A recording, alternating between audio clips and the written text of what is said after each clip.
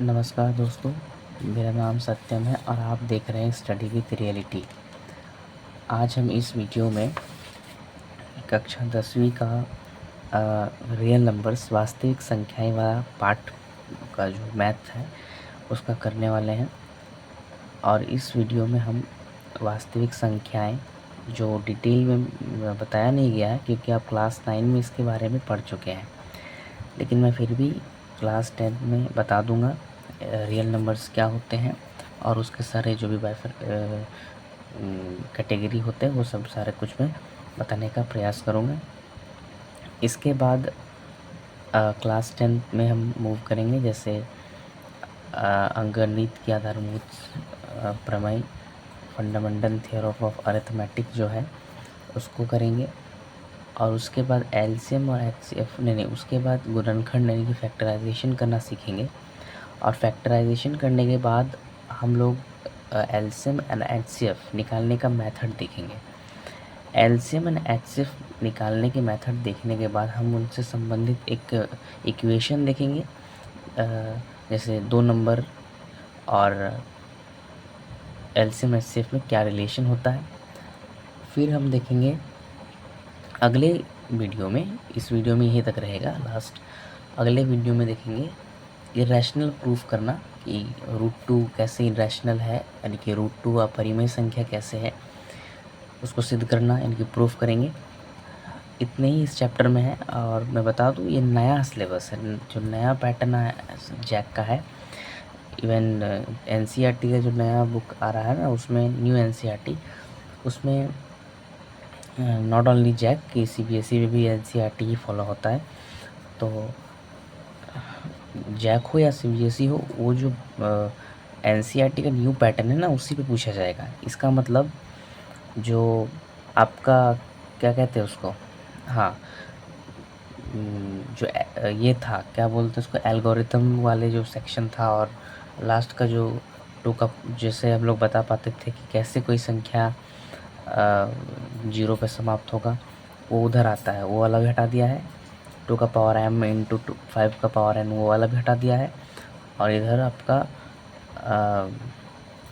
Euclid वाला भी हटा दिया है, ठीक है, दोनों हटा दिया है। तो हमें जो पढ़ना है मैंने आपको बता दिया। मेरा नाम सत्यम है और आज से इस चैनल पे कंटिन्यूसली मैथ्स रिलेटेड क्लास 10 का जितने भी सब्जेक्ट चैप्टर्स है वो सारे मैं अपलोड करता रहूँगा। आज से शुरुआत हो रही है, ठीक है। चलिए, अपने जो आज का एम है यही है जो मैंने आपको बताया है इससे पहले। तो वीडियो को देर ना करते हुए शुरू करते हैं। और आई होप आप सभी वीडियो को शेयर कर देंगे और जितना हो पाए आप अपनी तरफ से सपोर्ट करेंगे। चलिए शुरू करते हैं। देखिए, मैं रियल नंबर्स थोड़ा बहुत बता दूंगा क्योंकि रियल नंबर्स जो है आप लोगों ने क्लास 9 में पढ़ा होगा। स्टिल क्लास 9 की भी मैथ्स का जो भी वीडियोस मैं बना दूंगा, लेकिन फ़िलहाल मैं 10 से शुरू कर रहा हूँ। तो 10 के जितने भी हैं वो सारे मैं करवाने का प्रयास करूँगा। क्योंकि वास्तविक संख्याएं है पार्ट, ये जो पार्ट है आपने 9 में पढ़ा है, तो मैं इसको फिर से एक बार बता देता हूँ क्या होता है, ठीक है। देखिए, वास्तविक संख्याएं जो होती है ये क्या होती है, आई होप कि आप लोगों को ठीक है समझ में आ रहा है ना। हाँ, रियल नंबर्स जो होता है वो होता है परिमेय संख्या तथा अपरिमेय संख्याओं का संयुक्त रूप, ठीक है। परिमेय संख्याएं तथा अपरिमेय संख्या के संयुक्त रूप को हम लोग रियल नंबर कहते हैं, नहीं वास्तविक संख्या कहते हैं। तो देखिए, ये वीडियो जो है वो मोस्टली हिंदी मीडियम्स वाले के लिए ओरिएंटेड है, बट स्टिल क्या कोशिश यही रहेगी कि Hindi medium English Hindi medium वालों के लिए और इंग्लिश मीडियम वालों के लिए भी थोड़ा बहुत। तो ये मैथ्स से मीडियम ज़्यादा मैटर नहीं करता, आप लॉजिक जो भी है उनका मेथड समझिए, ठीक है। फिर भी देखते हैं कोशिश करके इंग्लिश में भी, ठीक है। चलिए, तो देखिए क्या होता है ना, the combined form of rational and irrational numbers is called, ये क्या बोलते हैं, रियल नंबर्स। यानी रियल नंबर्स जो होता है वो परिमेय संख्या है और अपरिमेय संख्या दोनों का संयुक्त रूप होता है। अब नेक्स्ट की बात करें, थोड़ा सा हम इसमें नोट्स अगर आप लोग बनाना चाहें तो मैं बना देता हूँ, मेरे साथ साथ लिखते जाए। देखिए इसका 2 पार्ट्स होते हैं, 1 सेकेंड, इसका 2 पार्ट्स होते हैं।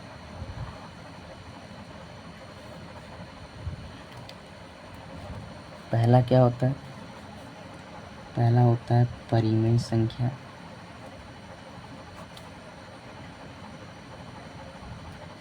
संख्याएं लिखें यानी रैशनल नंबर्स। और दूसरा क्या होता है अपरिमेय संख्या, इसको ऐसे करके भी लिख सकते हैं। दूसरा क्या होता है अपरिमेय संख्याएं। क्या मतलब हुआ इसका, इसका मतलब हुआ इरैशनल नंबर्स। ठीक है, तो पहला क्या हुआ परिमेय संख्या, दूसरा अपरिमेय संख्या। एंड अगेन परिमेय यानी रैशनल नंबर आप क्लास 7 से पढ़ते आ रहे हैं, कोई झूठ ना बोले क्योंकि मैं भी पढ़ा हूँ। तो ऑफ कोर्स क्लास 7, 8, 9 आप अब 10 में भी है, तो मैं ये आइडिया मान के चलता हूँ, मतलब ये सोच के चलता हूँ कि आप परिमेय संख्या यानी रैशनल नंबर जानते होंगे। नहीं पता है ना, पता था कि आप लोगों को बहुत किसी को नहीं पता रहेगा, इसलिए मैं पहले ही इसका भी इंतज़ाम करके आया हूँ, या बता ही देता हूँ। चलिए इंतज़ाम यानी बता देता हूँ। देखिए मैं इतना ये नहीं कि बुकिश लैंग्वेज में पूरा उतार दूंगा, ठीक है, मैं शॉर्ट में बना रहा हूँ तो शॉर्ट में ही आप लोग भी लिखें, ज़्यादा बेटर रहेगा, वरना किताब जैसा नहीं कर देना है कि पूरा लिख दिए। तो क्या होता है ना, वे सारी संख्याएं जिसे हम P/Q के रूप में लिख सकते हैं, के रूप में लिख सकते हैं, तथा P और Q क्या हो, पूर्णांक हो, मतलब इंटीजर हो, और Q should not be equal to 0। यही 3 क्राइटेरिया होता है इसका किसी भी परिमेय संख्या होने के लिए। एग्जाम्पल लेना भी ज़रूरी है। एग्जाम्पल में क्या क्या ले सकते हैं, जैसे 1 हो गया, 2 हो गया, 3 हो गया, ठीक है, एंड 22/7 हो गया। कोई भी नंबर जिसे हम P/Q के रूप में लिख सकते हैं, ठीक है। किसी बार वाले नंबर्स जो होते हैं, बार वाले, समझ गए, 0.3 जो बार वाले नंबर्स होते हैं, या फिर अंडर रूट में जो पूर्ण वर्ग संख्याएं होती हैं, है ना, उन सब को ले सकते हैं। और एग्जाम्पल की तो कभी है नहीं, मतलब ऐसी संख्या जिसे हम P/Q के रूप में लिख सकें, ठीक है। 1 सेकेंड, अब आप लोगों के मन में एक चीज़ आ सकता है, दैट इज़ वेरी फिजिबल, कि क्या होता है ना कि आप लोगों ने सोचा होगा कि ये वाले क्या क्या नंबर है, बार को कैसे P/Q के रूप में लिख सकते हैं। तो सीधी सा आंसर है कि इसको आप क्लास 9 में पढ़ चुके हैं। तो क्या मैं फिर से बताऊं? देखिए बताऊंगा नहीं इसको, वरना वीडियो बहुत लॉन्ग हो जाएगा। करना क्या है, करना ये है, अगर क्लास 10 में आपसे कोई पूछने नहीं वाला है कि P/Q के रूप में इसको लिखिए, क्लास 10 में कोई नहीं पूछेगा। लेकिन क्लास 9 में अगर आपको ये, अगर आपके मन में आ रहा है कि मुझे आनी चाहिए, तो आनी चाहिए का आंसर ये है कि जब मैं 9 का बनाऊँगा वीडियो, तो आप उसमें से देख लेना, ठीक है, देख लीजिएगा, ठीक है। और थोड़ा मैं और बताऊँ इनके बारे में। अब इतना समझ गए कि कोई भी संख्या परिमेय संख्या कहलाएगी, ठीक है, कोई भी नंबर रैशनल नंबर कहलाएगी अगर उस नंबर को हम P/Q के रूप में इस फॉर्म में लिख पाएँ। किस फॉर्म में लिख पाएँ, क्या, एक 1 सेकेंड दोस्त, चलो थोड़ा सा प्रॉब्लम हो गया था। हाँ, तो if we can write any number in the form of P/Q, और इसको बोलते हैं ना बहुत बार express, if we can express any number in the form of P/Q and P and Q should be integer and Q should not be equal to 0, then we can say the number is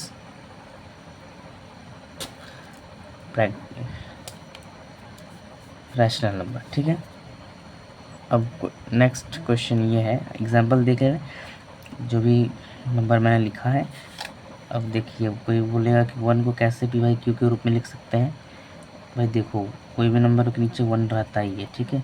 तो सभी को देख लो P by Q के रूप में form में है। 2/2.3 भी जो है ना, ये भी पी अपॉन क्यू के फॉर्म में होता है, करना पड़ेगा, ठीक है। एक शॉर्टकट ट्रिक है लेकिन नहीं बताऊंगा, वीडियो लॉन्ग होगा, छोड़ दीजिए। ठीक है, मतलब इसको भी कर सकते हैं, बार वाले नंबर्स हो या पूर्ण वर्ग वाली संख्या, जैसे इसको 2, इसको 3 लिख सकते हैं, तो इनको भी हम लिख सकते हैं ना। चलिए समझ गए। कोई भी नंबर जिसे पी बाई क्यू के हम रूप में लिख सकें, पी क्यू पूर्णांक होना चाहिए। देखिए 1/1 है, 2/1 है, 3/1, 22/7 है, 2.3 बार है 3 पे। तो इनको जब कन्वर्ट करेंगे पी वाई क्यू पे ना, तो पी और क्यू इंटीजर ही होगा and q should not be equal to 0। कोई भी क्या करता है ना, एक क्वेश्चन बहुत ईजी सा क्वेश्चन है। क्वेश्चन क्या देता है कि 7/0 रैशनल नंबर है? नहीं है, क्योंकि क्यू जो है, ये अगर पी है और ये अगर क्यू है, तो क्यू में देखिए 0 आ गया, क्यू 0 नहीं होना चाहिए था, तो ये रैशनल नंबर नहीं है। लेकिन सवाल ये उठता है, इतना बच्चा जैसा क्वेश्चन कौन पूछेगा? देखिए बच्चा जैसा क्वेश्चन की बात नहीं है, बहुत बार हम लोग बेसिक्स एडवांस के चक्कर में बेसिक्स ही भूल जाते हैं, और बेसिक्स ही वो चीज़ें होती है जो नंबर दिलवाती है, क्योंकि एडवांस ज़्यादा नहीं आता है, एडवांस एक आध आता है, मैंने बता दिया। तो इन शॉर्ट की बात यही है, P by Q, Q should not B 0, ठीक है। क्यू 0 नहीं होना चाहिए, याद रखिएगा। इन 3 पॉइंट्स को आप याद कर ले, ठीक है। ऐसा याद करें कि अगर कोई सोते वक्त भी आपको उठाए तो आप निश्चित रूप से उनका उत्तर उसी वक्त दे पाए। चलिए नेक्स्ट, अपरिमेय संख्या देखना। अपरिमेय संख्या क्या होती है, ध्यान से देखना। देखिए इनको क्या है ना, इनको पी बाई क्यू के रूप में हम लोग नहीं लिख सकते हैं, के रूप में हम नहीं लिख सकते, ठीक है। सपोज, और क्या है दूसरा, जैसे पी बाई क्यू के रूप में लिख सकते हैं, और पी और क्यू पूर्णांक होना चाहिए। इसमें भी वही क्राइटेरिया, पी और क्यू पूर्णांक होना चाहिए, और q should not be equal to 0, ठीक है।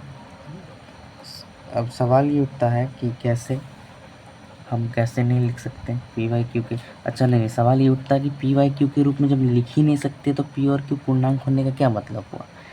देखो मतलब साफ है कि कोई भी नंबर है ना, जैसे 2 कहाँ गया, 1 सेकंड रुकिएगा थोड़ा सा। तो q should not be equal to 0, और मैं क्या बता रहा था, जब पी वाई क्यू के रूप में लिख ही नहीं सकते तो पी क्यू पूर्णांक कैसे होगा? देखिए मैं बताता हूँ। जैसे √2 है, तो √2 को जैसे तो लिख ही सकते हैं √2/1, ठीक है। तो अपरिमेय संख्या भी अगर हम व्यक्त कर पाए, इनकेस अगर व्यक्त कर भी रहे हैं ना, जैसे आप बोलिएगा √2 है ना, तो √2 को 1 लिख दिए, सर ये पी वाई क्यू के रूप में तो है, this is in the form of p by q. तो आप फिर नेक्स्ट को सवाल आएगा कि ये तो क्राइटेरिया फुल हो गया, चलिए कोई बात नहीं, सॉरी, पी वाई क्यू के रूप में लिख सकते हैं, हम इससे रिलेट कर रहे हैं। जैसे √2/1, बहुत कोई बोलेगा √2/1 हम कर दिए, पी वाई क्यू के रूप में इसको लिख दिए, दिस इज़ परिमेय संख्या। नहीं, दिस इज़ नॉट परिमेय संख्या, this is not rational number, ये परिमेय संख्या नहीं है। मैं क्या बताने का प्रयास कर रहा हूँ, आप समझने का प्रयास करें कि जैसे √2 लिखे, √2 को किसी का कुरफाती दिमाग चलेगा और वो क्या करेगा, √2 के नीचे 1 लगाएगा, बोलेगा सर देखिए, ये भैया देखिए, ये P है, ये Q है, और पी वाई क्यू के रूप में हम लिख दिए। फिर मैं बोलूँगा कि देखो भाई, पहला वाला इसमें क्राइटेरिया तो फुलफ़िल हो गया, क्या दूसरा वाला फुलफ़िल हो रहा है? पी वाई क्यू पूर्णांक, पी और क्यू पूर्णांक होना चाहिए, क्या √2। अच्छा एक बात बताइएगा, पूर्णांक आप लोगों को समझ में आता है कि नहीं? नहीं आता है? अच्छा समझा देते हैं, थोड़ा सा पूर्णांक समझा देते हैं, जैसे नंबर लाइन्स का गंदा भी हो जाएगा, पूर्णांक समझाना ज़रूरी है। चलिए देखिए, पर पूर्णांक समझा देते हैं। जैसे नंबर लाइन में क्लास 7 में पढ़ा होगा, 0 और नंबर लाइन में इधर जो पूरा जाता है नंबर इन्फिनिटी तक, और यह माइनस वाला पूरा यहाँ इन्फिनिटी तक, पता है, याद आया, क्लास 7 में पढ़े थे। अरे याद ही होगा, आप 9 में है, सॉरी 10 में है। तो है ना, इंटीजर्स मतलब होता है पूर्णांक, यानी पूरा पूर्णांक, पूरा, उसका कोई आधा अधूरा नहीं होता है।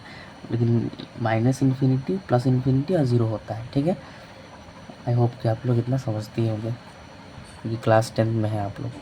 आगे तो पी और क्यू पूर्णांक होना चाहिए क्या, रूट 2। तो कोई क्या बोले थे कि रूट 2, कोई किसी किसी का मन में चलता है कि रूट 2 को हम नीचे 1 लिख दिए, तो इसका मतलब पी, ये तो पी वाई क्यू के रूप में लिख सक रहे हैं, यानी कि root 2 is a rational number. लेकिन मैं दूसरा बोलूँगा कि दूसरा फुलफिल कर रहा है, पी और क्यू पूर्णांक होना चाहिए। देखते हैं, अगर रूट 2/1 है, पी पूर्णांक क्यू पूर्णांक, पी पूर्णांक है, नहीं है। रूट वाला जो भी अपूर्ण वर्ग संख्याएं होती हैं ना, जैसे 2, √2, √3, √4 नहीं, 5, √6, √7, √8, ये सब पूर्ण वर्ग संख्याएं नहीं है, ठीक है। दैट्स वाई कि इनको हम नहीं लिख सकते पी वाई क्यू के रूप में। लिख तो सकते हैं, लेकिन पी वाई क्यू, पी और क्यू पूर्णांक नहीं है, पूर्णांक नहीं है, ठीक है। अब पूर्णांक नहीं है और q should not be equal to 0। अब देखिए हर मैथमेटिक्स में, ठीक है, डिनोमिनेटर का 0 हो जाना मतलब कोई भी नंबर है ही नहीं, अनडिफाइंड है, ठीक है। जैसे a/0, ये नंबर मैथ में अनडिफाइंड है, ठीक है, इसलिए q should not be equal to 0। और पी वाई जो भी है कि पी क्यू के रूप में नहीं लिख सकते अपरिमेय संख्या को। और जैसे अगर इस केस में कि नहीं लिख सकते, तो पी और क्यू पूर्णांक कैसे, जैसे 1 नीचे लिख रहे हैं ना, उस तरह से कि पी और क्यू पूर्णांक हो और क्यू इक्वल टू नॉट 0, ठीक है। ये तीनों चीज़ें याद रखें। एग्जाम्पल हम दे रहे हैं, एग्जाम्पल क्या होगा, रूट वाले जो भी होते हैं, √3, √5, √6, ठीक है, जो पूर्ण वर्ग संख्याएं नहीं हैं उनका अंडर रूट या फिर क्यूब ले ले आप, अंडर क्यूब √2, क्यूब √3, है ना, इस तरह से। तो और क्या, और ये जैसे और भी नंबर होता है जो रिपीट होते रहता है, जैसे वो 0.01, 001, 0001, 00001, ऐसे मतलब कुछ रिपीट नहीं हो रहा है, ठीक है। इधर एक बताना ज़रूरी था, जैसे इधर रिपीट होगा, देखना, ठीक है, ध्यान से देखना। 1.0101010101 ही रिपीट हो रहा है, 0101, इसलिए क्या करते हैं ना, इसके ऊपर बार लगा देते हैं। जैसे ऊपर वाला एक नंबर था 2.3 का ऊपर बार, 2.333333 चलते जाएगा, ठीक है।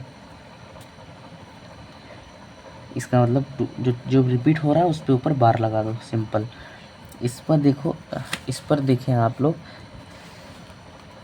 01, फिर 001 आ गया, फिर 0001 आ गया, तो कोई सोचेगा कि रिपीट हो रहा है, नहीं, रिपीट नहीं हो रहा है, दिस इज़ नॉट रिपीटिंग। हाँ, बट दिस इज़ रिपीटिंग, ठीक है। ये रिपीट हो रहा है, ये रिपीट नहीं हो रहा है। तो मैं क्या कहना चाह रहा हूँ, जो रिपीट नहीं हो रहा है वो इसी कैटेगरी में आता है,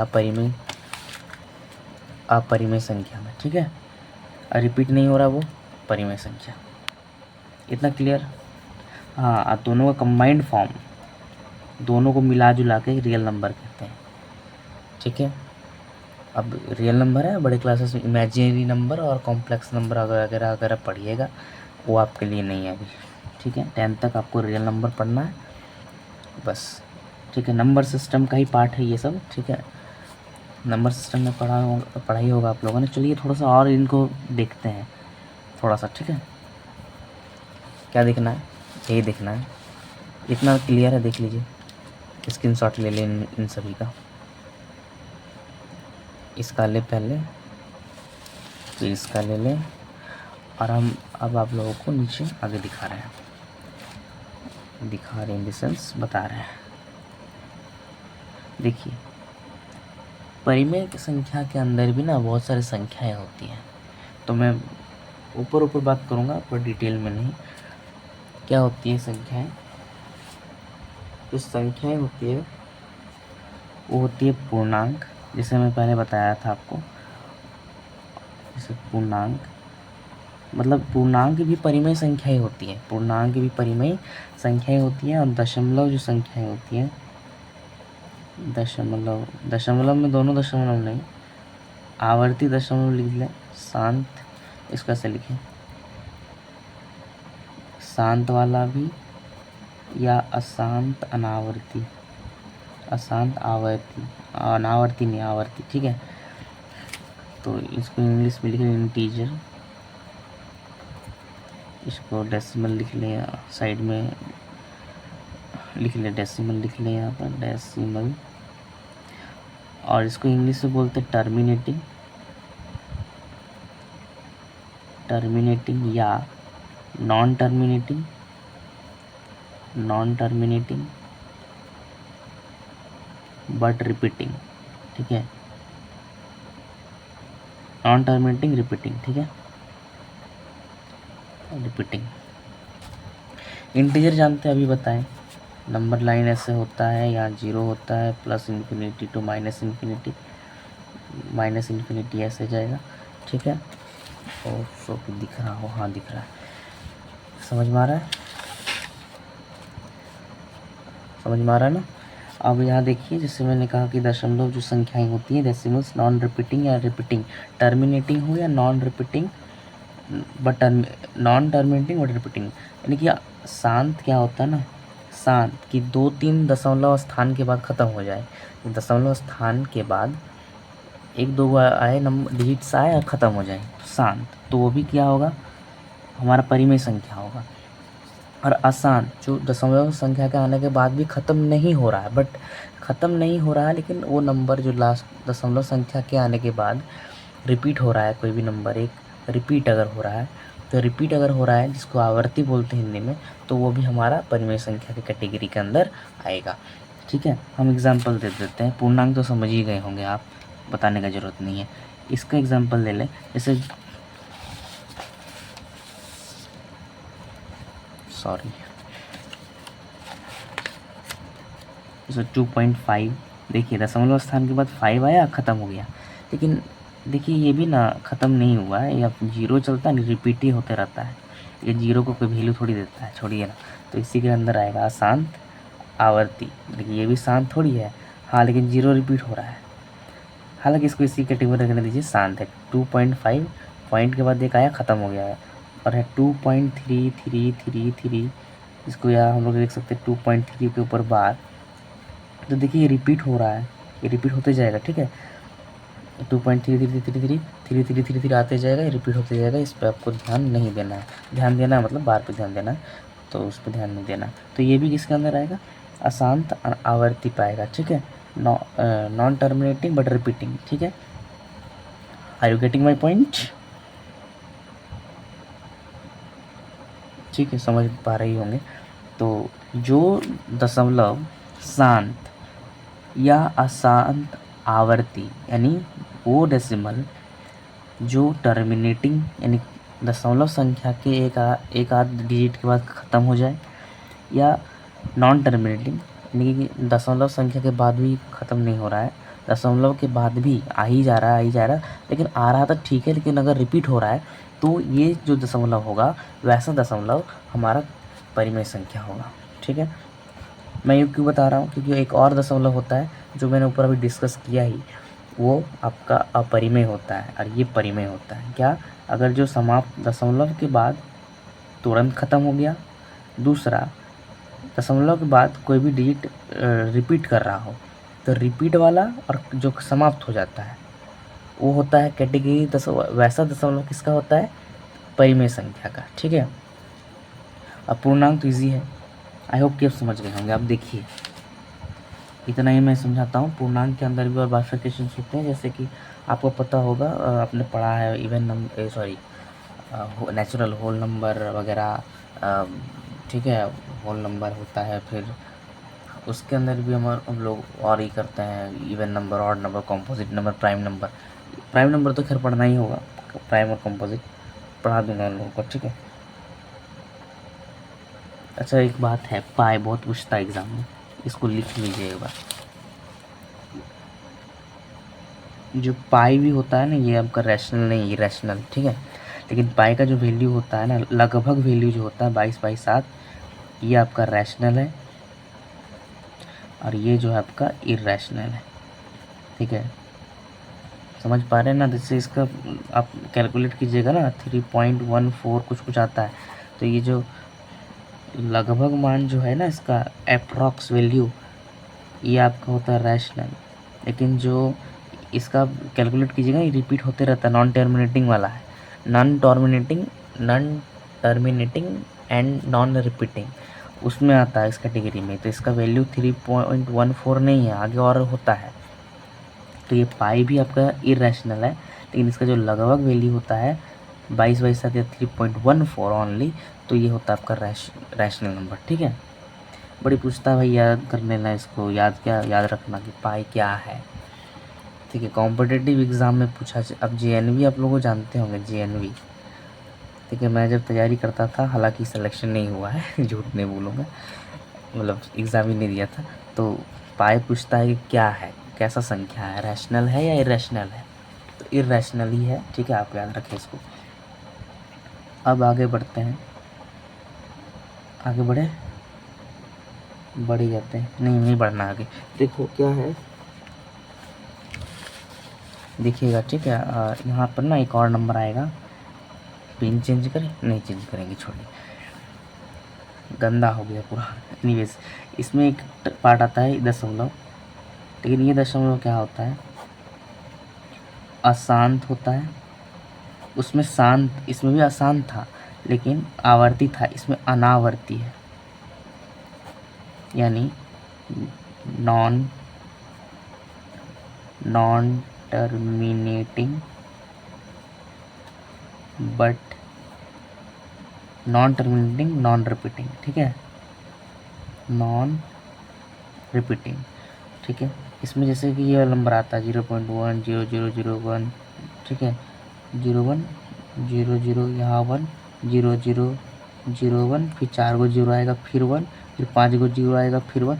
मतलब इसमें रिपीट कुछ नहीं हो रहा है। देखिए, दशमलव के बाद कुछ रिपीट नहीं हो रहा है, इसलिए लिखा हुआ है नॉन टर्मिनेटिंग। ना तो टर्मिनेट मतलब क्या होता है, टर्मिनेट मतलब ख़त्म हो जाना।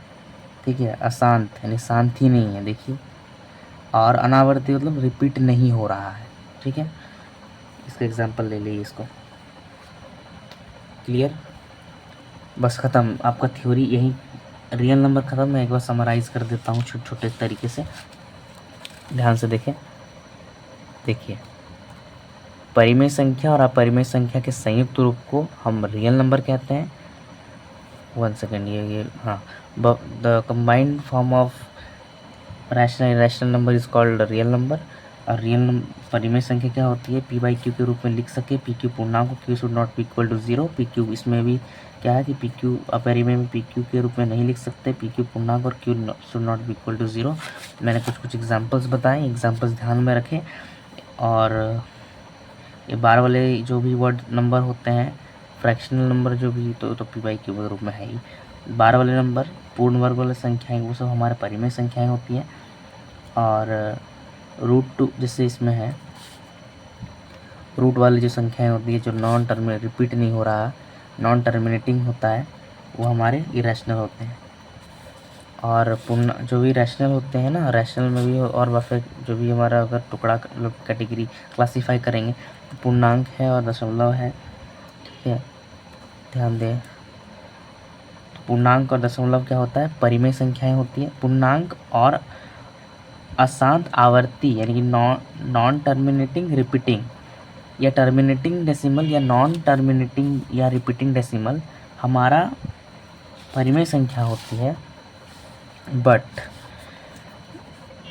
अशांत अनावर्ती या फिर इंग्लिश में नॉन टर्मिनेटिंग नॉन रिपीटिंग वाला डेसिमल अपरिमेय संख्या होता है। ठीक है, तो मैं क्या बताना चाह रहा हूँ, डेसिमल का दो प्रकार है। एक प्रकार जो अशांत आवर्ती है और एक प्रकार अशांत अनावर्ती है। अन्ना, और इसमें अ, ठीक है, अना जोड़ गया है। ठीक है,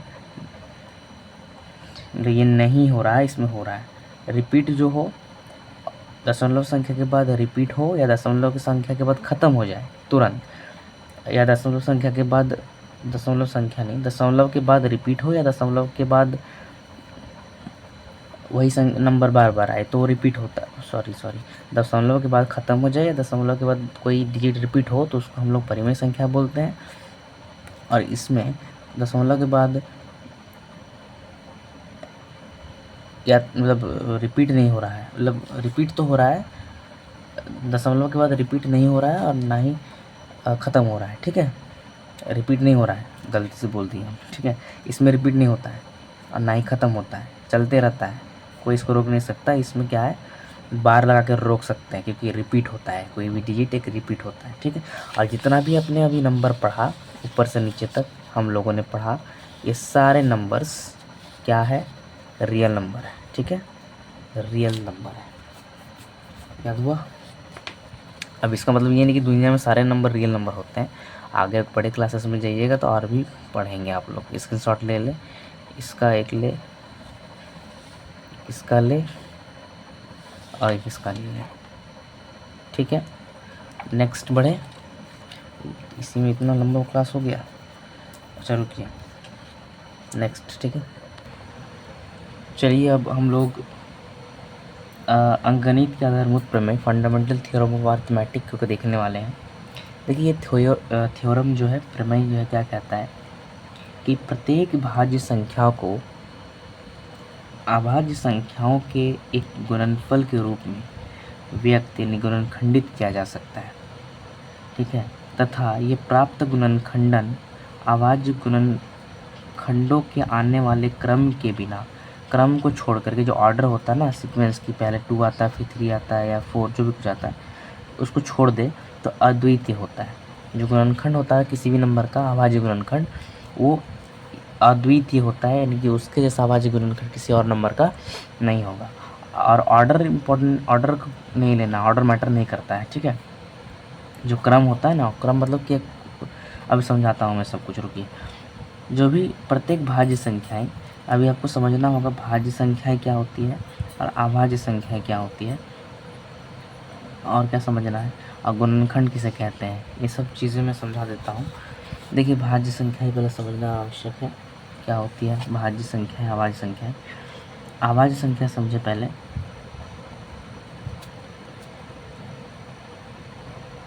देखिए इसको इंग्लिश में क्या बोलते हैं, every composite number can be factorised in the form, in the product of prime numbers, ठीक है। फिर क्या है, एंड जो ऑब्टेन्ड फैक्टराइजेशन होता है ना ऑफ व्हाट, अभाज्य गुणनखंडों का, जैसे कि factorisation of prime numbers, this is unique, ठीक है, एंड ऑर्डर इम्पॉर्टेंट नहीं है। इस तरह इसको हम लोग लिख सकते हैं इंग्लिश में भी, ठीक है, no matter what the order is. And जो उसका ये होता है factorisation of any composite number in the form of prime number, the product of prime numbers, the product of prime numbers, ठीक है। तो हम उन इज़ यूनिक, ठीक है, वैसे यूनिक होता है, वैसे छोड़िए उसको, इंग्लिश बाद में देखेंगे। अभाज्य संख्याएं जो होती है वैसी संख्याएं होती हैं जिनका केवल और केवल 2 गुणनखंड होता है। क्या होता है, केवल और केवल 2 गुणनखंड होता है, केवल 2 गुणनखंड होता है, प्राइम नंबर बोलते हैं इसको, ठीक है। प्राइम नंबर क्या क्या होता है, एक तो होता है वो एक नंबर एक, और एक वो खुद, ठीक है। खुद क्या लिख देते हैं, खुद ही लिख देते हैं, सेल्फ, ठीक है। If the number is divisible by 1 and it self is called prime number. Example देखेंगे, सबसे छोटा जो प्राइम नंबर होता है ना, सबसे छोटा वो 2 होता है, और सबसे छोटा सम अभाज्य संख्या भी यही होता है, इवन प्राइम नंबर। सम अभाज्य, अब इतना बड़ा बड़ा नहीं लिखेंगे, आप लोग समझ जाना, वो भी 2 होता है, ठीक है। और इसमें भी केवल 2 गुणनखंड होता है, एक छोटा सा जो होता है मतलब वो भी 2 होता है, और एक और खुद, इसका लॉजिक समझाते हैं, एक और खुद क्या चक्कर है। जैसे 2 हो गया आपका, 3 हो गया, एग्जाम्पल है, 5 हो गया, 6 नहीं 7 8 9, 9 नहीं होगा, 10 11 12 13, ठीक है, इस तरह आते जाएगा। देखिए मैं क्या समझाने की कोशिश कर रहा हूँ, कोई भी नंबर जैसे 2 है, क्लियर है ना इमेज, हाँ, जैसे 2 है, 2 का देखेंगे आप तो एक 1 से कट रहा है और 2 से कट रहा है और किसी से नहीं कट रहा है। 3 का देखेंगे 1 से कट रहा है और 3 से कट रहा है और किसी से नहीं कट रहा है।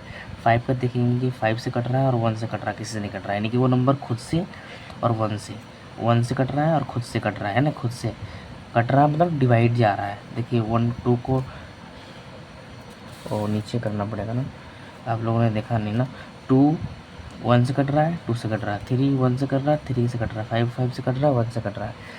जैसे 2 को 2 डिवाइड कर देगा एक बार में, 2 को 1 डिवाइड कर देगा, 1 से तो सभी नंबर डिविजिबल होता है। ठीक है, इतना क्लियर है? अगर क्लियर है तो बोले हाँ क्लियर है। क्लियर है? क्लियर है ना? अच्छा ठीक, क्लियर ही होगा। आगे बढ़ते हैं। होप्स की लाइन ठीक से खींचा जाना भाई प्लीज़। हाँ ठीक है। और एक है भाज्य संख्या। एक चीज़ बताना पड़ेगा आप लोगों को। अच्छा पहले पढ़ा देता हूँ। इसको कंपोजिट नंबर बोलते हैं, वो जो कंपाउंड नंबर भी बोलते हैं इसको, नंबर्स। ठीक है, क्या होता है ना, इसका 2 से ज़्यादा गुणनखंड होता है, 2 से ज़्यादा गुणनखंड होता है। ठीक है, ये क्या होता है ना, ये एक से तो कटता ही है, खुद से भी कटता है, और साथ साथ में एक और नंबर है उससे भी कटता है। अन्य नंबर दोनों से कटने का अतिरिक्त भी कटता है। क्या अतिरिक्त किसी दूसरे तीसरे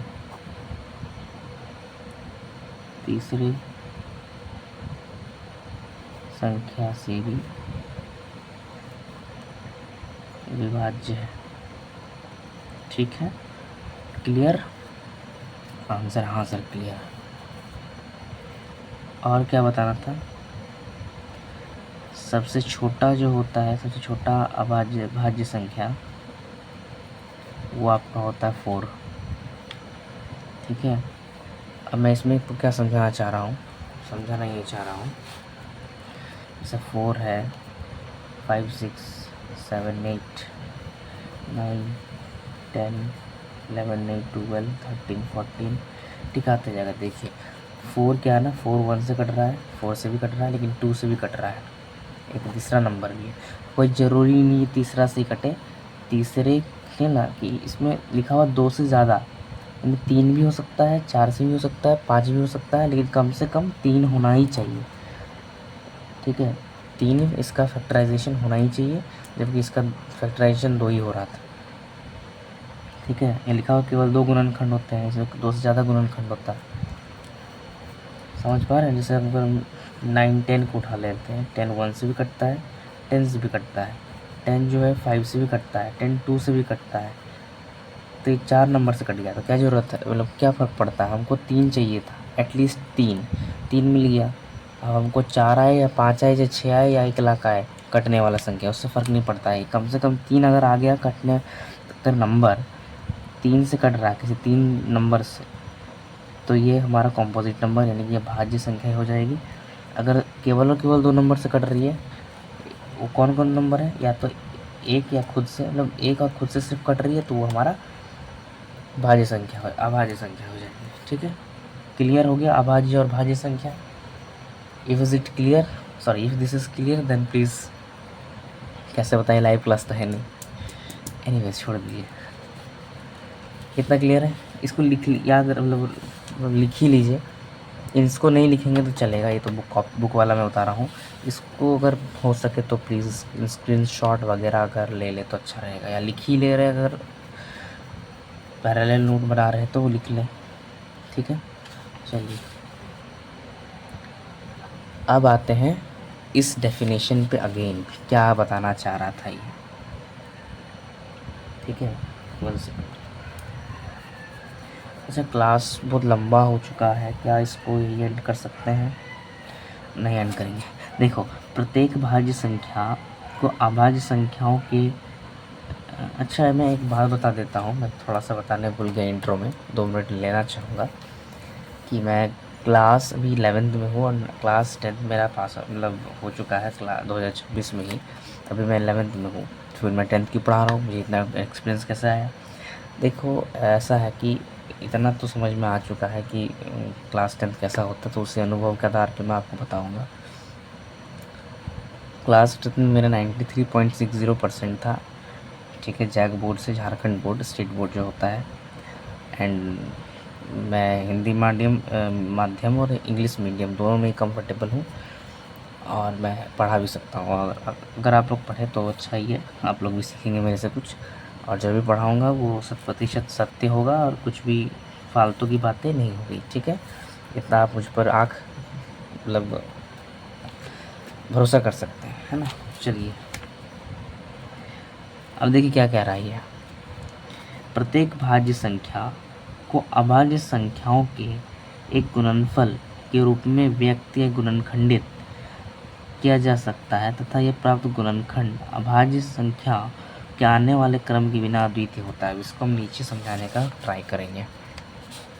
देखिए क्या बोला था कि प्रत्येक भाज्य संख्या क्या ले लेते हैं हम? एक भाज्य संख्या ले देते हैं, जैसे 10 को अभाज्य संख्याओं के गुणनखंड के रूप में व्यक्त कर सकते हैं। गुणनखंड समझते हैं ना? इसे इसको तोड़ देता है 2 में, गुणनखंड ऐसे ही करते हैं ना, 2 5 से 10 और 5 1 से 5, इस तरह से।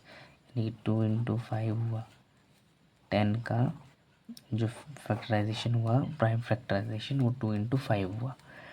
अब ये 2 इंटू 5 जो हुआ ना,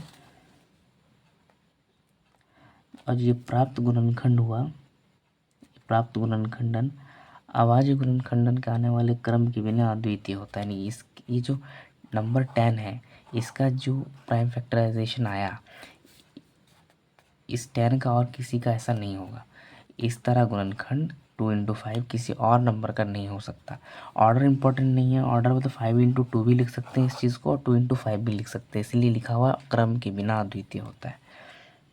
तो आप बोलेंगे 10 का तो 5 इंटू 2 भी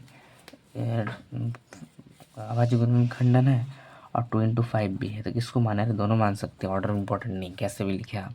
लेकिन हाँ, आरोही क्रम यानी कि असेंडिंग ऑर्डर में लिखेंगे तो ज़्यादा अच्छा लगता है, 2 इंटू 5, ठीक। और हम क्या बताना चाह रहे थे? हाँ, तो 10 का अभाज्य गुणनखंड 2 इंटू 5 10 का ही होगा और किसी का नहीं होगा, इसीलिए वहाँ लिखा हुआ था अद्वितीय यानी यूनिक। 2 इंटू 5 किसी और नंबर का गुणनखंड नहीं होगा, सिर्फ और सिर्फ 10 का ही होगा, ठीक है? आप समझ पा रहे हैं? आप देखिए तो फिर से, गुणनखंड मतलब समझते हैं ना, गुणनखंड करना मतलब किसी नंबर को तोड़ना, है ना? तोड़ रहे हैं। जैसे देखो 10 को 100 को जैसे तोड़ रहे हैं, तोड़ने का बहुत सारी विधि है, हम ऐसे करके भी तोड़ सकते हैं। जैसे 24 इंटू 4, फिर इसको भी तोड़ सकते हैं फर्दर, 5 इंटू 5, इसको तोड़ सकते हैं 2 इंटू 2, कैसे कैसे तोड़ दिए, 2 इंटू 2 इंटू 5 इंटू 5, इसी को प्राइम फैक्टराइजेशन कहते हैं। नहीं तो ना आप लोग इस तरह करें, यहाँ पर प्रॉपर इस तरह से लकीर खींचे, बहुत कोई ऐसा सिखाता है, वैसे हम भी सिखाते हैं। 100 लिखें इसको, फिर 2 से शुरू करें, सबसे छोटी प्राइम नंबर 2 है ना, 2 से शुरू कीजिए, 2 से शुरू कीजिए, 2 से शुरू करते रहिए, करते जाइए, शुरू से, हाँ इस तरह 2 से शुरू किए, उसके बाद 5 से शुरू किए, शुरू करते रहना है, ठीक है? तो क्या क्या आया, 2 इंटू 2 इंटू 5 इंटू 5, ठीक है? इस तरह आप लोग बेटर रहेगा, स्कूल में यही वाला करें, उसको ना करें, ठीक है? अब समझ गए क्या क्या मैं बताना चाह रहा था? ये समझे आधारभूत प्रमेय। अरे कोई कुछ नहीं, जो भी भाज्य संख्याएं होगी ना, उसको आप अभाज्य संख्याओं की गुणनखंड के रूप में तोड़ दीजिए, ठीक है? और जो ये जो अभाज्य गुणनखंड के रूप में जो आएगा ना, वो यूनिक होता है। उस तरह उस पर्टिकुलर नंबर का जो अभाज्य गुणनखंड होगा, वैसा अभाज्य गुणनखंड किसी और नंबर का नहीं होगा। और ऑर्डर इम्पोर्टेंट नहीं रखता, ऑर्डर मैटर नहीं करता है, इम्पोर्टेंस नहीं रखता, या ऑर्डर मैटर नहीं करता, ऑर्डर कुछ भी हो सकता है। मैं ये सब आपको बता चुका हूँ। नेक्स्ट क्या बताएं? ठीक है, नेक्स्ट बताने का ये है कि होप्सो कि आप समझ गए। जैसे मैं एक बार फिर उदाहरण ले लेता हूँ, एक यही ले लेता हूँ, ठीक है? जैसे कोई नंबर हुआ चलिए 140, इसका अब 140 पहले होता है कैसा नंबर है, प्राइम नंबर है या कॉम्पोजिट नंबर है, यानी कि अभाज्य संख्या है कि भाज्य संख्या है। तो निश्चित रूप से आप इसको बोलेंगे भाज्य संख्या है। भाज्य संख्या कैसे पता चला, देखो भाई ऐसा कि 1 से भी कट रहा है या 140 से भी कट रहा है, लेकिन देखो ये 0 लास्ट में, इसलिए हम समझ गए कि 5 से भी कट रहा है, 2 से भी कट रहा है, 7 से कट रहा है, यानी कि देखो कितना सारा नंबर से कटने लगा। यानी कि हमको तो कम से कम अभाज्य भाज्य पहचानने के लिए 3 चाहिए था, 3 नंबर कटना चाहिए था, यहाँ तो कितना सारा आ रहा है। इसका मतलब 140 भी हमारा भाज्य संख्या है। तो भाज्य संख्या है तो इसको अभाज्य संख्या में तोड़ो। पहले इसको ट्राइफैक्टराइज करेंगे, 2 से शुरू करो, 2 7 जा 235, 7 5 जा 5 1 जा। ठीक है, देखो ये जो आया ना 2 इंटू, कैसे लिखे यहाँ पर जगह नहीं बचा, 2 इंटू 2 इंटू 5 इंटू 7,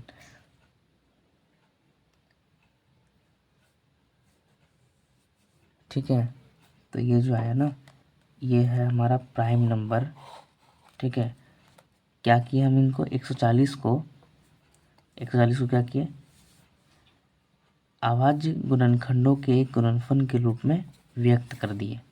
और ये जो गुणनखंड आया 140 का ही हो सकता है, इस तरह का गुणनखंड, यानी 2 इंटू 2 इंटू 5 इंटू 7, ये 4 नंबर 140 का नंबर में ही आएगा और किसी और नंबर में नहीं आएगा, ये चारों गुणनफल के रूप में, प्रोडक्ट के रूप में। और ये जो आया ना ऑर्डर इसमें इम्पोर्टेंट नहीं रखता है, ये थ्योरम यही कहता है बस, कोई भी अभाज्य संख्या कोई भी भाज्य संख्या होगी उसको अभाज्य संख्याओं के गुणनफल के रूप में व्यक्त कर सकते हैं। और ये प्राप्त गुणनफल अपना आने वाले क्रम के बिना अद्वितीय होता है। ठीक है, मतलब क्रम इम्पोर्टेंट नहीं है या क्रम मायने नहीं रखता है। और ये जो आपका प्रोडक्ट आया, ये आपका गुणनखंड जो आया, ये प्राइम अभाज्य संख्याओं के गुणनफल है। ठीक है, कैसे व्यक्त किए, किस नंबर से, 140 से, जो एक भाज्य संख्या था। ठीक है, ये थ्योरम सिंपल है, कोई भी नंबर बड़ा है उसको तोड़ दीजिए, देसी लॉजिक में समझें, ज़्यादा एडवांस बनने की ज़रूरत नहीं। जिसको समझ में नहीं आया, 140 को हम लोग तोड़, बस कोई भी नंबर बड़ा है अगर वो किसी से कट रहा है ना, इस तरह से उसको तोड़ दें, काट दें, और इसको जो आएगा इस तरह इसको वाला को लिख ले, ऐसे करके, बस यही है, कुछ नहीं है थ्योरम में फालतू इतना बड़ा बड़ा लिखा हुआ है। चलिए ठीक है, इतना है। अभी आपको एक चीज़ और सिखाना है। अब चलिए एक चीज़ सीखेंगे, क्या सीखेंगे, अब हम लोग प्राइम फैक्टराइज करना सीखेंगे। ठीक है, अभाज्य गुणनखंड करना सीखेंगे, क्योंकि जो हम लोग का चैप्टर है ना, इसमें आपको एलसीएम और एचसीएफ सीखना है मेनली। और एचसीएफ और एलसीएम सीखने के लिए प्राइम फैक्टराइजेशन करना आना चाहिए, यानी अभाज्य गुणनखंड करना आना चाहिए। तो अभाज्य गुणनखंड करना पहले सीख लेते हैं। जो मैंने पिछले साइड किया ना, लंबा लाइन खींच के, वही वाला करना है। ठीक है, चलिए शुरू करते हैं। आपका बुक का ही क्वेश्चंस ले रहे हैं, एक्सरसाइज 1.2 का है, या बाहर का भी ले सकते हैं, ऐसा कुछ है खास। ठीक है, चलिए, तो फर्स्ट क्वेश्चन है आपका 5005। ठीक है, आइए इसका हम लोग सॉल्यूशन देखें। तो ऐसे लाइन खींच, ऐसे करना है तो करिए, वरना कोई ज़रूरी नहीं है। ठीक है, एक मिनट, आप लोगों को ठीक से दिखना चाहिए, लेकिन हाँ, अब इसको क्या कीजिएगा, पहले देखिए किससे कट रहा है। मैंने देखा कि यूनिट डिजिट में 5 है, तो 5 से कटना मतलब कट ही जाएगा, क्योंकि यूनिट डिजिट में अगर 5 दिख जाए या 0 दिख जाए तो वो नंबर 5 से डिविजिबल होता ही है। तो मैं 5 से पहले उड़ाता हूँ, 5001 है ना, कट दिए। लोग काट रहे हैं इसको, लोग डिवाइड कर रहे हैं, 500 हम डिवाइड कर रहे हैं 5005 को 5 से। थोड़ा स्पीड हम ज़्यादा बोल रहे हैं, थोड़ा सा हम स्लो कर देते हैं। अब देखिए 1001 इसमें से फंसता है। अब देखिए कैसे फंसता है, पता है हमको, हम पहले इसको करके रखें इसलिए हमको मालूम है। ऐसे जब क्वेश्चन आ जाए ना, कुछ समझ में नहीं आया कि किससे कट रहा है, और देखने से सही में नहीं लग रहा किससे कटेगा, तो ऐसे कुछ क्या करना है, रुकिए एक सेकंड बताते हैं। इसे ऐसे केसेस में ना ट्राई करते रहना कि 2 से तो कटेगा ही नहीं। देख, 2 से कटने का क्या लॉजिक होता है, लास्ट में 0 2 4 6 8 होना चाहिए, इसमें नहीं है।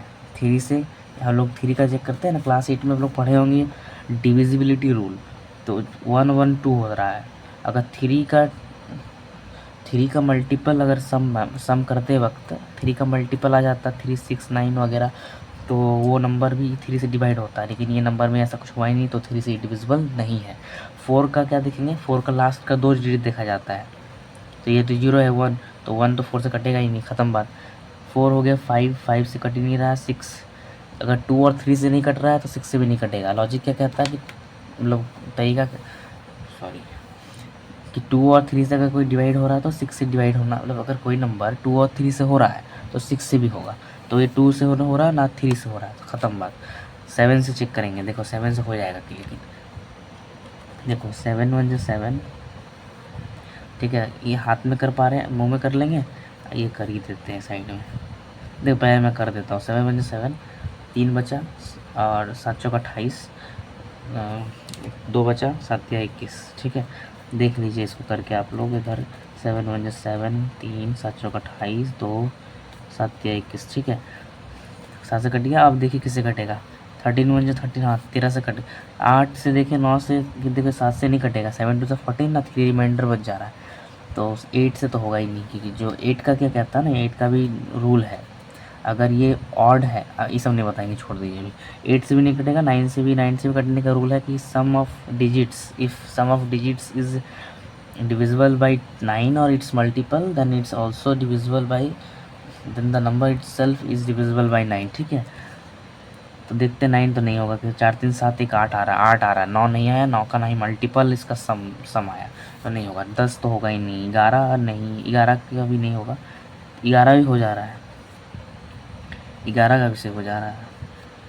तो ये एक चाहिए डिविजिबिलिटी रूल, पढ़ा देंगे आप लोगों को, नहीं पढ़े तो हम डिविजिबिलिटी रूल लगा रहे हैं।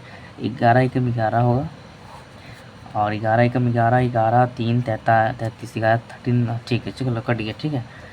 और 13 1 13, देखिए क्या आया, 5 इंटू 7 इंटू 11 इंटू 13, यही है इसका आंसर। तो ये लिखना पड़ेगा प्राइम फैक्टराइजेशन। 1 सेकेंड दोस्त, 1 सेकेंड, क्या हो गया, 1 सेकेंड रुकना। ओ, बैटरी का चार्ज ख़त्म हो गया, मोबाइल का चार्ज ख़त्म हो गया, कैसे करें।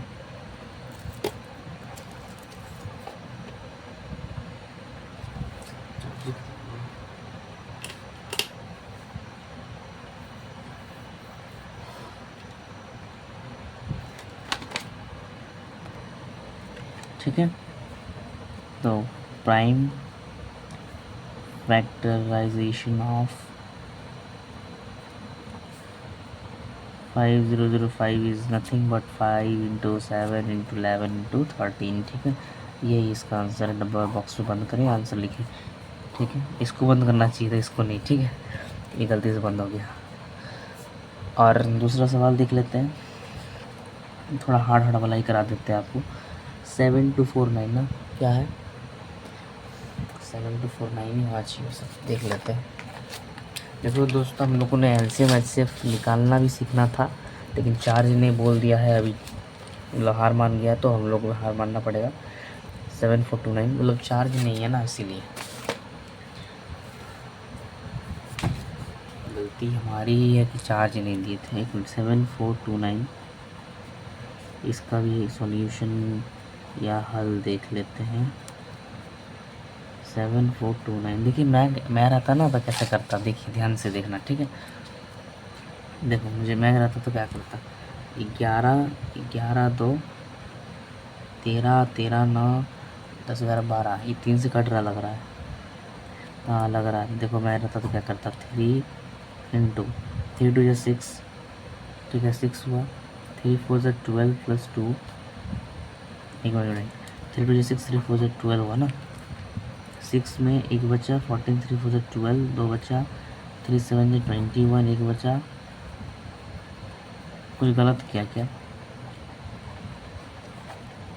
3 2 6, एक बचा, मैंने 14 3 4 12, 2 बचा, 3 7 21, एक बचा, ये तो नहीं कट रहा है।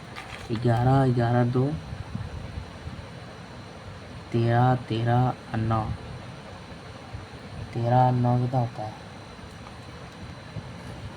22 ना। 10 11 12, हाँ 22 नहीं करना, सॉरी नहीं कटता, 3 से नहीं कटेगा ये, फिर किससे कटेगा? 3 से नहीं कटा, 4 5 6 7, 7 से कटेगा क्या? नहीं 8, नहीं 8 से भी नहीं कटा, 9 9 10 11, 11 से 13, 13 9 9 4 13 होता है ना, 8 9, अच्छा 13, 13 में से नहीं 12 13, 13 से 14, 13 से देख लेते हैं एक बार। 13 में 13 35 65, 13 65 और 13 7 91, 7 21 2 8 9, इससे भी नहीं कटा, 7 4 2 9 नहीं है ना, अच्छा ठीक 7 4 2 9, रुको रुको रुको दोस्त 1 मिनट और थोड़ा सा देख लेते हैं। 13 से नहीं कटा, 14 15 16 17, 17 से देखें एक बार, 17 19 34, 17 51, 17 चौक 68, 17 पंजे 85, 17 चौक 4 चौक 7 4 7 28, 2 4 5 6, 17 3 57, 17 चौक 68, 3 7 21 2, 3 4 5, 1 1 2 और 5 6 17 7 कट गया, हैंग गॉड। 17 इंटू 4 3 7, ठीक है। अब देखिए 4 3 7 कटेगा कि नहीं देख लेते हैं। 4 3 7 7 8 7 7 14 7 7 42, अब 42 एक बचे 17 नहीं कट रहा है, 17 से कटेगा क्या? ट्राई तो करना चाहिए। 17 1 17 34 17 51 17 34, आप लोग भी कोशिश करते रहें। 17 51 ये 34 को देख लेते हैं। अच्छा 13 ये 97 नहीं, आई थिंक ये इसका लास्ट आंसर है क्या? 7 से 14 13 17 18 से नहीं 19 19 से 19 19 38 19 38 है और 5, हाँ कट गया 19। देखिए 19 19 टू 30 करके दिखा देते हैं। 19 टू 38 होता है, 40 थी 38 माइनस कीजिएगा तो 8 5 13 57 हो रहा है, 19 3 57 होता है। सही बोला ना भाई? 19 27 2 9 4 5, हाँ ठीक। तो 23 बार में कट गया, अब नहीं कटेगा। देखो ये भी इवन नंबर है, सॉरी ये भी प्राइम नंबर है, ये भी प्राइम नंबर है, ये भी प्राइम नंबर है, तो क्या हो गया 7 इंटू 19 इंटू 23 इसका आंसर है। ठीक है, टाइम लगा थोड़ा सा, और इसको अगर ऐसे भी करेंगे ना तो ऐसे भी कर लीजिए, क्या दिक्कत है। 17 से कट रहा है, काट लीजिए। इसे काटे थे कितना आया था? 5 7 कितना आया था? 4 3 7। फिर 19 से काटे तो कितना आया था? 23। फिर 23 को 23 से काट लीजिए, तो 7429 का अभाज्य गुणनखंड जो आया वो क्या आया? वो आया 7 इंटू 19 इंटू 23, ठीक है। ये आंसर, ये आंसर आपका देख लीजिए, इसको ऊपर से देख ही लीजिए। एक पहला क्वेश्चन ये किया, ठीक है, दिख रहा है, और दूसरा क्वेश्चन ये किया, दूसरा क्वेश्चन ये किया, ठीक है। बस इतना ही रखते हैं, बाकी आप लोग खुद से ट्राई करें घर में। जैसे कि लाता हूँ, ये मैंने करवा दिया आपको 7429, और ये वाला, ये सब आसान ही कर लीजिएगा खुद से, ठीक है। एक आसान वाला बता देते हैं फटाक से, 156 बता देते हैं,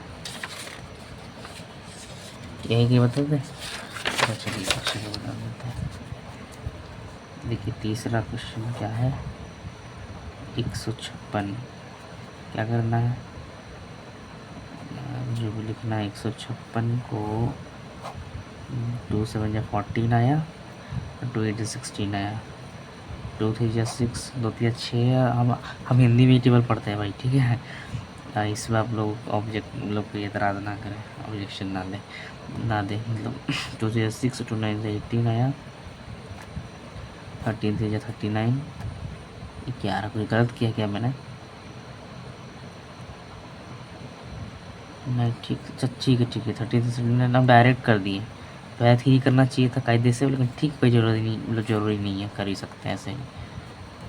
ठीक है 13 39 इंटू 4, 39 इंटू क्रॉस चेक कर रहे हैं बस, गलत नहीं ना। 36 3 12 3 15, ठीक। तो इसका आवाज़ गुणनखंड ये हो गया, ठीक है।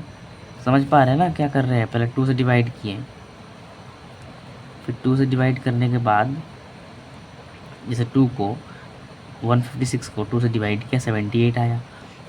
मैंने देखा कि 156 2 से डिवाइड हो रहा था, 78 भी मैंने देखा 2 से डिवाइड हो रहा था, कर दिया। मैंने देखा 39 30 से डिवाइड हो रहा है, तो 13 3 से 39 उड़ा दिया।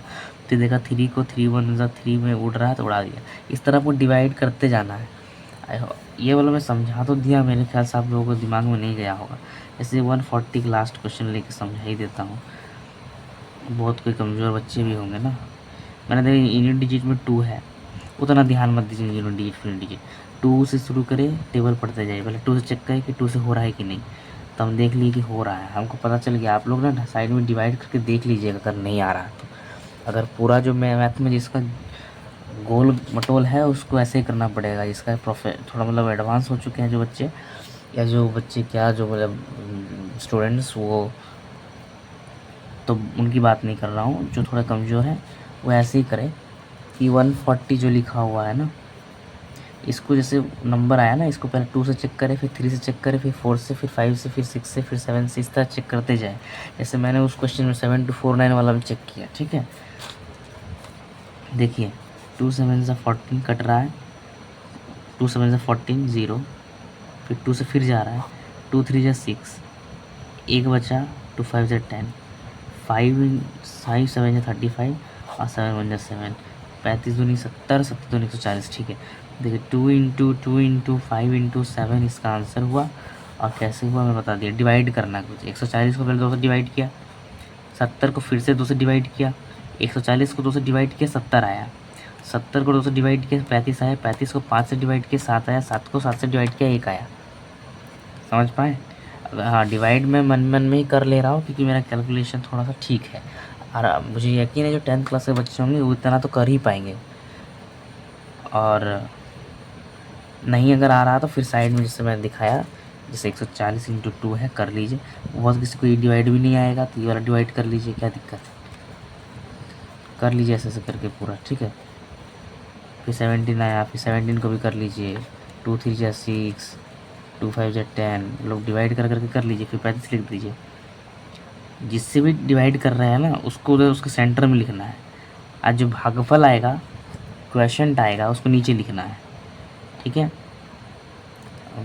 भागफल क्या होता है ये सब मत पूछना, बहुत दिक्कत। ऑफलाइन पढ़ाते हैं तो वो लोग यही पूछने लग जाता है कि अब भागफल क्वेश्चन ये सब क्या बोल रहे हैं, तो समझ जाना इसको ही बोलते हैं भागफल, इसको रिमाइंडर बोलते हैं, ठीक है। मेरे ख्याल से समझ में आ रहा होगा। जैसे 140 को 2 से डिवाइड मारा, 70 आया। 70 को 2 से डिवाइड मारा, 35 आया। 35 को 5 से डिवाइड मारा, 7 आया। 7 को 7 से डिवाइड किया, 7 आया। मतलब भागफल आप देख रहे होंगे नीचे नीचे आ रहा है, और जो उसका भागफल, हाँ सही है, ठीक है। और जो उसका भाजक है वो इधर इधर आ रहा है, ठीक है। क्लियर हुआ कि एक और देते हैं, एक और ही देते हैं, क्लियर हो जाना चाहिए भाई। क्या करें, चलो एक नंबर आसान सा लेते हैं। 125 लिए, 125 मतलब नहीं लेते हैं, क्या ले, 343 नहीं, अच्छा 125 ही ले लेते हैं। 125 को मैंने ऐसे किया, आप ऐसे कर देना। उसके बाद देखो 125 कैसे डिवाइड हो रहा है, 2 से कट रहा है। आप करके देख लेना ऐसे करके, एकदम जो बेसिक वैसे करना, जो थोड़ा एडवांस हो ऐसा करना, जो एकदम मन मन में कर सकते हो मेरे तरह करना, ठीक है, करिएगा, ठीक है। सॉरी मैं करना बोल रहा हूँ। तो एस 125 बाई डिवाइडेड बाई 2 नहीं कट रहा, ठीक है, आप देख लेना नहीं कटेगा। जैसे देखिए 2 6 12, 5 2 2 4, 1 रिमाइंडर बच गया, रिमाइंडर नहीं बचना चाहिए था। तो 2 से नहीं हो रहा, 3 से नहीं होगा, हम देख लेना 3 से भी नहीं होगा, ठीक है, 4 से भी नहीं होगा, 5 से होगा। 5 लिखना है यहाँ पर, अब 5 से कर ही लो, 125, 5 देख लेना, 5 2 10 बचा, और फिर 5 आया, 5 5 25। इतना बेसिक से हम बता रहे हैं, इसका मतलब ये नहीं कि हमको भी नहीं आता है हमको आता है, हम आप लोगों के लिए बता रहे हैं। आप लोगों के लिए भी, मतलब जो बच्चे थोड़ा एकदम एकदम ही वीक है in maths, I am talking about that students only. चलो देखो 5 2 10 और 5 5 25, 25 आया। फिर 5 5 25 तो दिख ही रहा है, ये तो टेबल का है, और 5 1 ज़ा 5 क्या आया, 5 का पावर 3, यानी 5 इंटू 5 इंटू 5, ये है गुणनखंड 125 का आंसर, ठीक है। तो that was all today's from my side, and आप लोग इसको रिवीजन करें, रिवाइज करें, जो पढ़ा दिया हूँ, क्वेश्चंस लगाए, फैक्टराइजेशन के जो बच्चे एकदम वीक हैं। हालांकि इसमें ज़्यादा प्रैक्टिस की आवश्यकता नहीं पड़ती है, अगर आपका टेबल में कमांड अच्छा है तो करना क्या है, अगर टेबल नहीं आता है तो कैलकुलेशन फास्ट वगैरह करने का एक ही चीज़ है, आप पेन और पेपर लेके बैठिए और उसका खूब प्रैक्टिस कीजिए। प्रैक्टिस के अलावा आपके पास दूसरा विकल्प नहीं है। बोलना कठिन मतलब आसान लगता है, करना हार्ड है, मैं जानता हूँ, मेरे से भी ये सब हो चुका है। तो ठीक है, उद्देश्य तो यही था कि आप लोगों को एलसीएम एचसीएफ और एलसीएम एचसीएफ की जो रिलेशन है दो नंबर्स के बीच में उनको वो भी बताऊं, लेकिन उद्देश्य फुलफिल ना होने के कारण मैं बता ही पा रहा हूँ। ये सब समझने मतलब उद्देश्य की बाधा ये पड़ गई कि मोबाइल में चार्ज ख़त्म हो गया, ठीक है। मैंने क्या क्या बताया आप लोगों को, मैंने रियल नंबर्स यानी वास्तविक संख्या क्या होती है वो बताया। मैंने आपको अभाज्य संख्या का आधारभूत प्रमेय, सॉरी अंकगणित की आधारभूत प्रमेय बताया, फंडामेंटल थ्योरम और अरिथमेटिक बताया, और वही इंग्लिश में बोल रहा हूँ। तीसरा मैंने भाज्य संख्या अभाज्य संख्या उसी क्रम में उसी कड़ी में कि आपको कैसे वो प्रमेय समझाया जाए, मैंने आपको भाज्य और अभाज्य संख्या सिखाया, और भाज्य अभाज्य संख्या सिखाने के बाद मैंने आप लोगों को अभाज्य गुणनखंड करना सिखाया। अगले जो चैप्टर होगा, सॉरी अगला जो वीडियो होगा, चूँकि इसी वीडियो में करना था, अब वीडियो लंबा भी हो चुका है, 1 घंटा के पार हो रहा है, तो क्योंकि सपोर्ट नहीं करेगा ना सिस्टम, इसीलिए वो सिस्टम के मोबाइल, ठीक है, मोबाइल से रिकॉर्ड कर रहा हूँ। और ये 2 चीज़ें, और क्या बताना है, हाँ, तो एलसीएम एचसीएफ और वो जो रिलेशन है between two numbers and LCM HCF का क्या रिलेशन है वो, और 2 चीज़ हुआ ना, और तीसरा बताना है इरेशनल प्रूफ करना, वो सब चीज़ मैं आपको कल बता दूंगा, मतलब नेक्स्ट वीडियो में, कल या परसों जो भी वीडियो बनाऊँ ना उसमें बता दूंगा, ठीक है। हालांकि ये रिकॉर्डेड है, लाइव नहीं है। तो thank you for watching my video, and please support and share this video, like comment जो भी करना कर दीजिएगा, सब कुछ एज अ सपोर्ट ही देखा जाएगा। और उम्मीद करूँगा कि मैं और भी अच्छे से कंटेंट प्रोवाइड और साथ साथ टीचिंग भी करूँ।